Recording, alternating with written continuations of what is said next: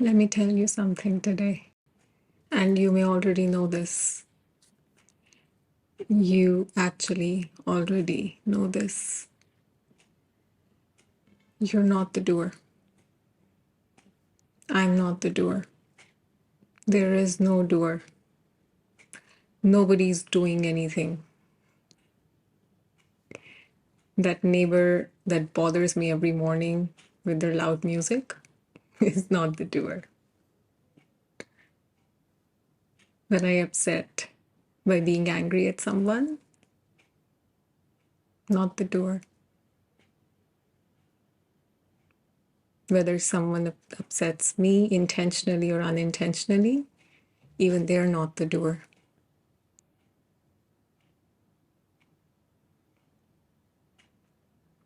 It is all just life happening. A big, continuous movement of life, of aliveness, of energy, frequency, flow.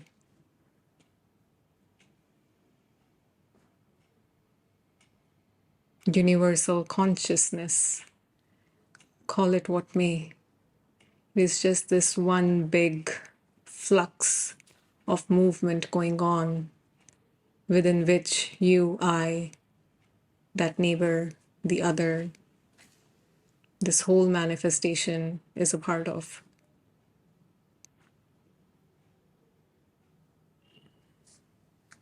So when I really know this, what do I take personally? What offends me? And what do I need to defend? When it's all just a happening, when it's all just coming and going of its own accord.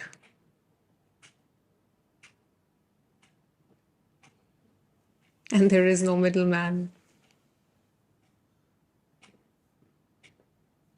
Does that mean that I just drop everything and don't go to work and just keep sleeping all day, every day? Well, you can try if it's possible, but your back's apparently gonna hurt at some point and you'll have to get up.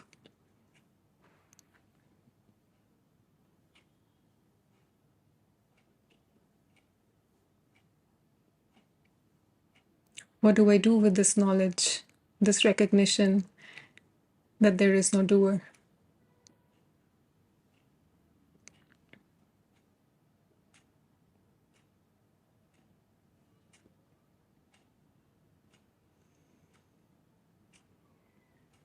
Knowing this as the living truth is really the antidote to the suffering, is the antidote to the sense of separation.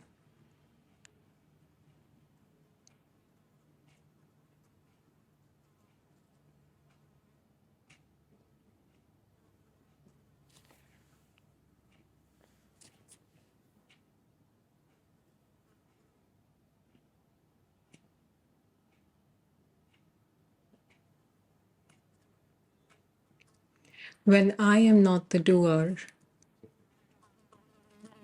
then whatever good happens through me is not my doing.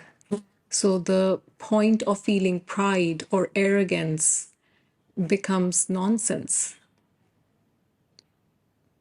When something bad or painful happens through me, then the sense of guilt and shame doesn't have to arise when I know that I'm not the doer. And that same concept applies to the other.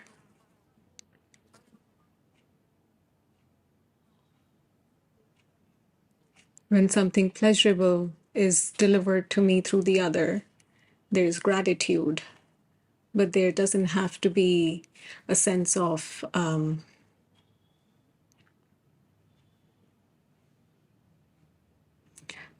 buttering them up to ask for more pleasure, because there is a knowing that it's a happening,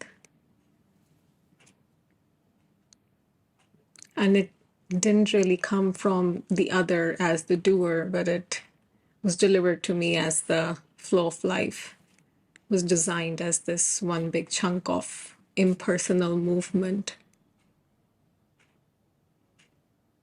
And when pain is delivered to me by the other, the same thing applies.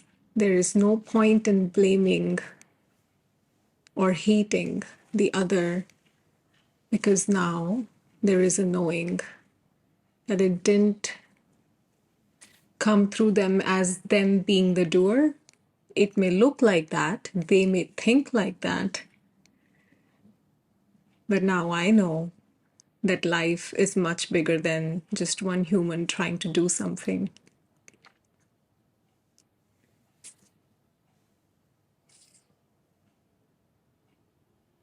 And the end of this guilt and shame and blame and hatred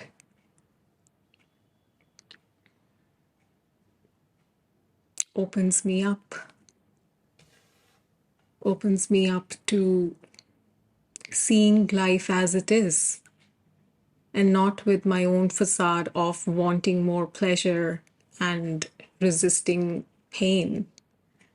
Because now I know that life flows as it flows. And it would be stupid. It would be futile to expect life to be another way.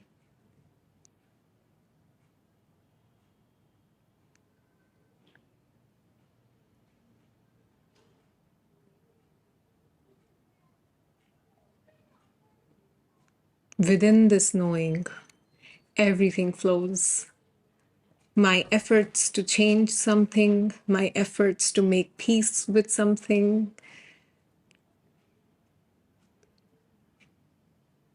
my efforts to not make any efforts, all of it.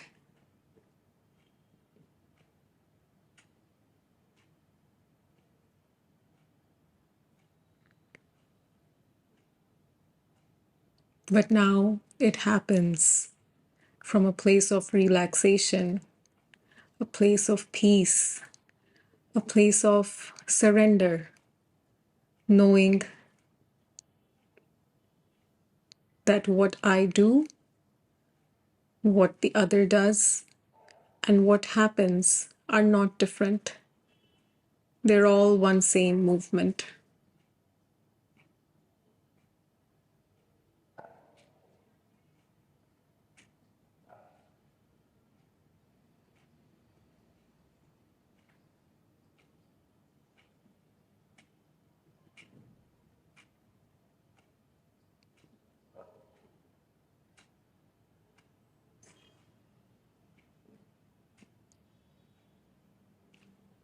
And living this truth in each moment, every day, is non-duality in practical life,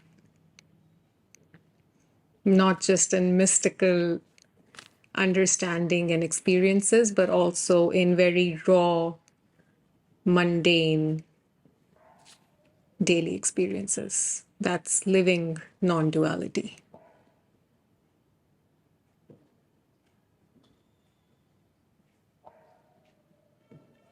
And it is so ordinary. And that's what makes it beautiful.